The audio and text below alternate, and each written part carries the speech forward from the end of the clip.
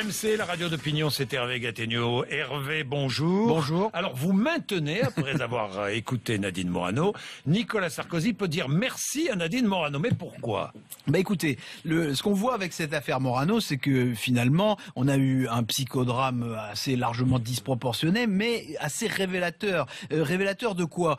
De ce que la droite républicaine, puisqu'elle a choisi de s'appeler comme ça, n'arrive pas à fixer une stratégie ferme et définitive face au Front National. Au fond, la droite, elle hésite toujours entre l'affrontement et la concurrence. C'est-à-dire qu'elle ne sait pas si elle doit considérer le FN comme un adversaire ou comme un rival, si elle doit s'opposer aux idées du FN ou chercher à se les approprier. C'est ce qui fait que, malgré les consignes de la direction du parti depuis des années sur le refus de toute compromission avec le Front National, consignes que Nicolas Sarkozy répète régulièrement, on voit bien qu'il reste des tentations, il reste des dérives, parfois des surenchères.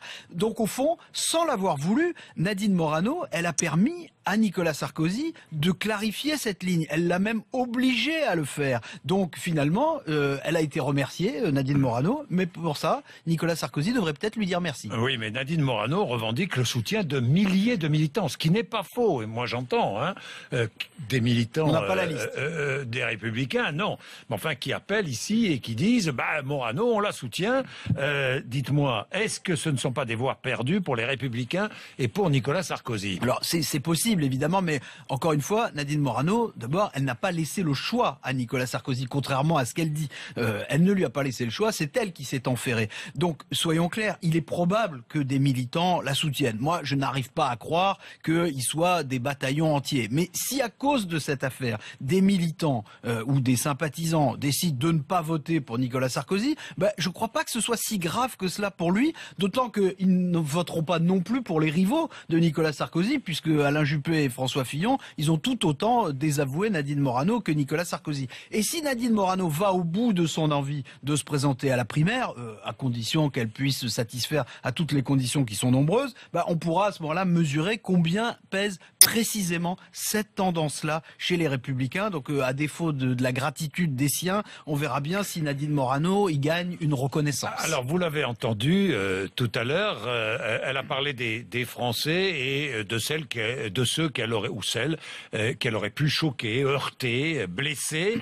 Elle en parle maintenant qu'elle a été exclue de la liste régionale en Lorraine. Oui, on l'a entendu même sur TF1 hier soir prononcer des sortes d'excuses. Alors, ça donne le sentiment qu'après la répudiation politique, elle essaie de sauver sa réputation politique ou ce qu'il en reste. Bon, sa phrase, encore une fois, disons-le une bonne fois pour toutes, sa phrase était une ânerie.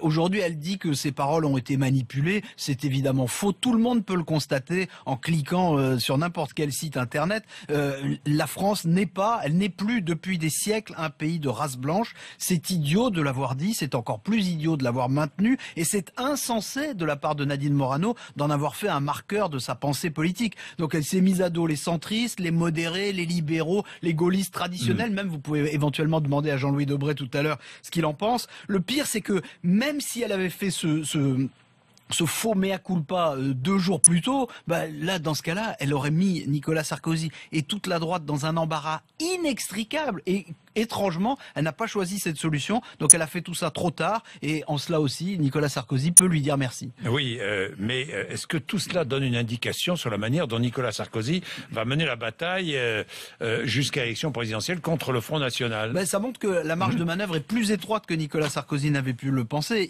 Il ne peut pas se positionner comme un modéré, sinon son électorat naturel risque de le lâcher. Il ne peut pas non plus cautionner une ultra-droitisation, sinon c'est son image qui va en pâtir. Bon, pour l'instant, Nicolas Sarkozy, on voit qu'il essaie toujours de conjuguer les deux lignes, attaquer le Front National sur l'inanité de son programme, concurrencer le Front National sur la sécurité, sur l'immigration, sur la nationalité. Dans les sondages, c'est assez payant. On remarque que c'est toujours face à Nicolas Sarkozy que Marine Le Pen ferait le moins bon score à la présidentielle d'après les instituts de sondage, mais c'est un petit écart dans les chiffres qui ne suffit pas à masquer un grand écart dans les idées politiques. Il est 8h29. Merci Hervé.